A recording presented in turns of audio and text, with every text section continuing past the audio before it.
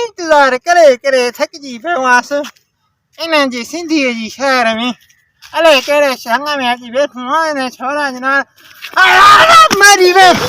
पहिरियों मोबाइल खसियो छोरनि ने भागो छोरो मोबाइल खसे अलाए काॾे वियो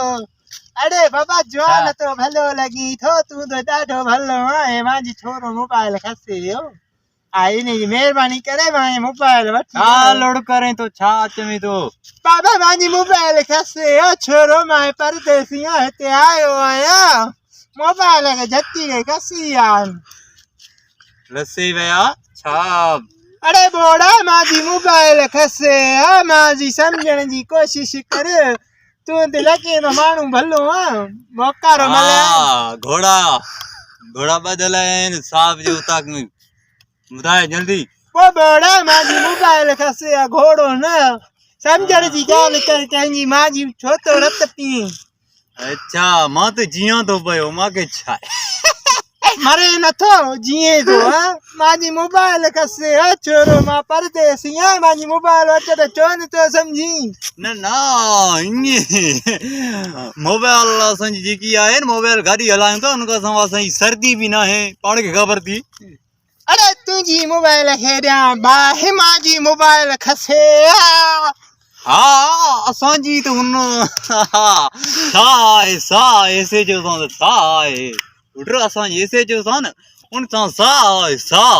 ओ सा जा सक्का मुंहिंजी मोबाइल खणी आ छोरा मुंहिंजी हिते फुरे मुंहिंजी सम्झण जी ॻाल्हि त कर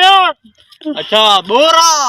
बोरा त पोइ तुंहिंजा अथी बोरनि लाइ अथी हाय हाय चितरी सुभाणे चवंदो आहे छोकिरे खे खणी वेंदी सवेर सां हा फासी वियो आहे हिन निभागे सां ॿोड़ो टट लॻो हाणे हिनखे कीअं सम्झायां हा मट न अरे वो मोबाइल खसे मुंहिंजो छोरा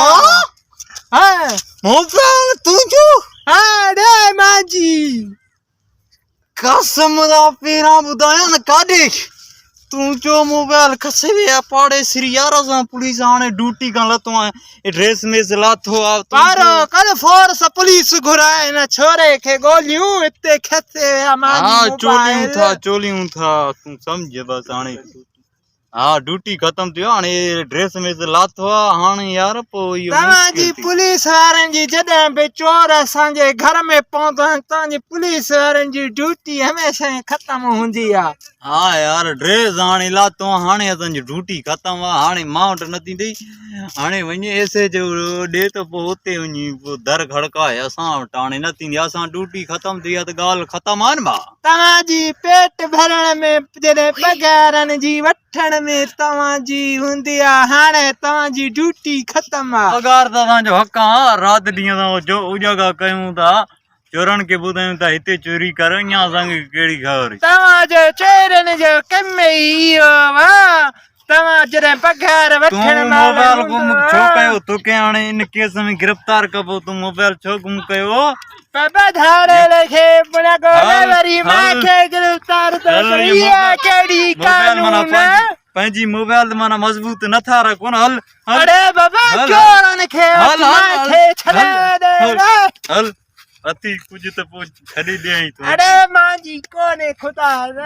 नथी त बसि बसि हाणे मुंहिंजी ड्यूटी जी माच ॿ टे सौ त दामद करे खायां क़ुरान शरीफ़